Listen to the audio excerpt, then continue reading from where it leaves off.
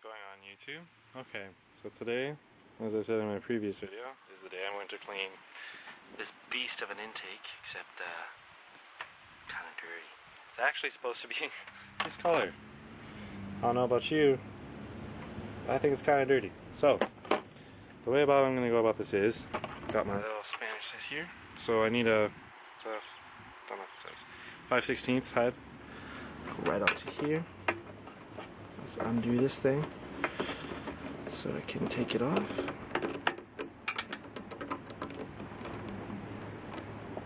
Oh, don't lose that. I'll take this sucker off. Yeah. See the inside of it? Whoosh, birdie. Okay, so Eurosport tuning for the win. Yeah, so I'm glad Volvo's smart, so I don't tilt this. Just in case particles do get up in there, there's a little second filter here, and there's actually a third one in there. I don't feel like showing you guys because it's a pain in the ass to put it all back together. So this is how we're going to clean it today. Went on to Eurosport, it's just by my house, and bought this. It's a JR filter kit. So it's discolored because during the winter I left it in here, it froze, hardened, and then spilled obviously because it expanded. So it actually looks decent when you see it in person. But okay, so these are the steps, just so I can get a shot of this, because this will be a edited video of before and after. So this is remove the filter, lightly tap to dislodge dirt, cold water, clean a small bowl with this stuff right here. But you got to make sure that this doesn't get on the inside of this, and the reason for that is because you want to let it sit for 15 minutes, and then afterwards of cleaning this you want to put a little hose in here, not high powered, and just rinse it from the inside out so that dirt goes out of the cone rather than into here, sit in here, and then get sucked up into your engine, because that's a no-no. You don't want that to happen. And then after you've done that, you spray it with this. Makes it last. And then you stay clean. So yeah, my little Halo Legendary box sitting on some of my electronics. Anyways, so I'm going to clean this bad boy. And then I'll make a second clip of it while it's being cleaned. So see you in about 5 seconds. So I'm back, YouTube. So I spritzed it with water, as it said on the per directions right here. Cold water. Roll the cleaner in some solution. So I put some solution into the container it came in. And let's do this. Oop. Said don't allow it to get into the container.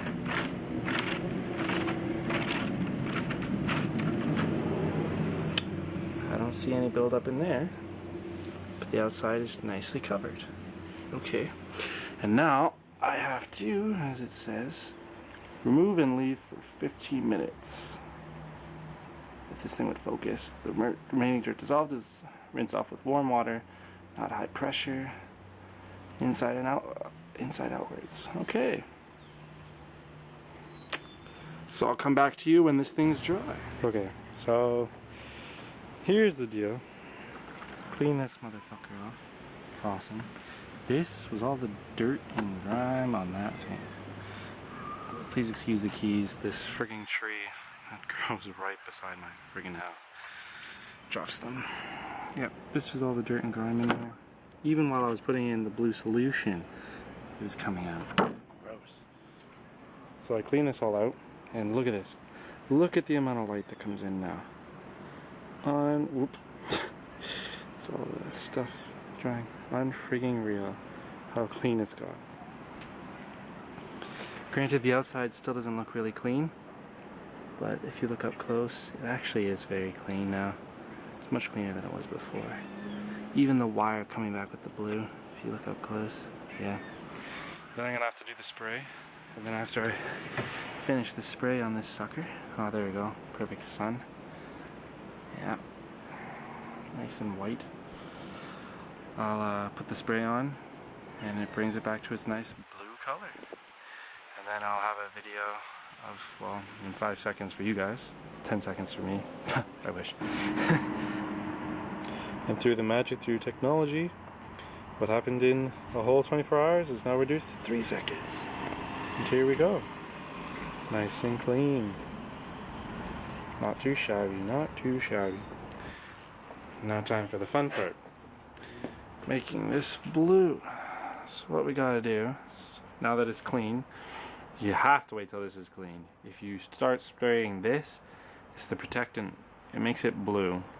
But what it does is it protects dirt and debris from getting into the cone for a longer period of time. So it's like a coat while you're in the rain. After it gets too wet, you gotta change your coat, right? Well, same idea with this. Problem is if there's holes in your coat, then you're gonna get wet. So this has to be evenly covered. And you don't want to do it when it's dirty, because when this is dirty, it'll lock in the pores in the cone with this. So you'll get less air flowing through the filter itself. That's why they tell you wait till it's air dry from it just drying naturally, which I've done, and it's completely clean. So now time for the fun part. I'm going to set this camera down right here so that you guys can see this. Shake it up and let's do this.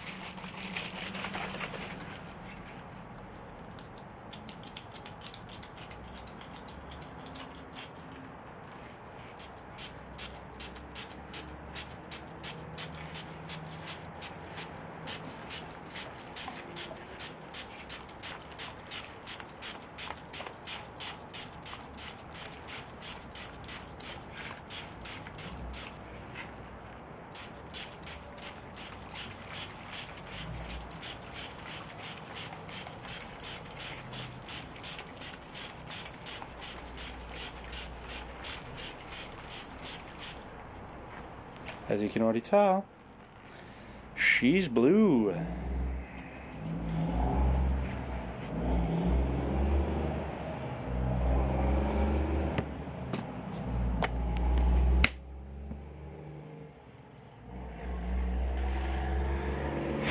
And there you have it. Now, I'm gonna let this dry, and then I'll do another coat to make sure it's completely covered, because if you look close, some parts are a bit white, some parts are very blue, but I don't want to just lather it on so that the ones that are blue just get completely covered. But I think you get the idea. And then I'll come back to you when I'm doing the second coat.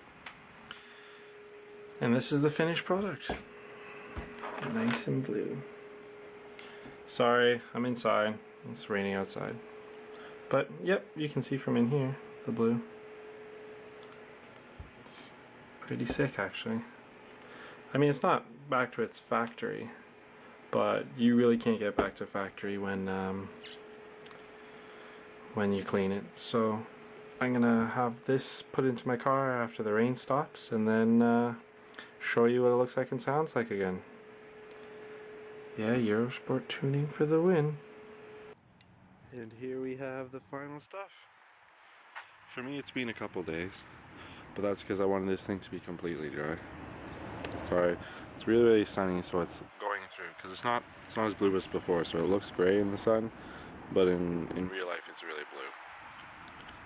See, you can see the blue coming in. So let's hook this baby up, and I'll be able to drive my car again. Here, I'll put this down for a second.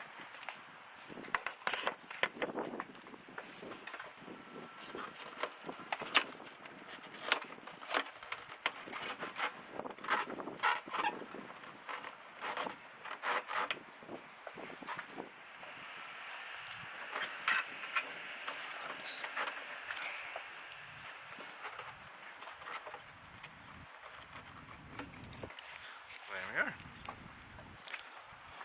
Hooked back up nice and pretty. Now I just gotta tighten this right here. I have to pull it to the side a bit.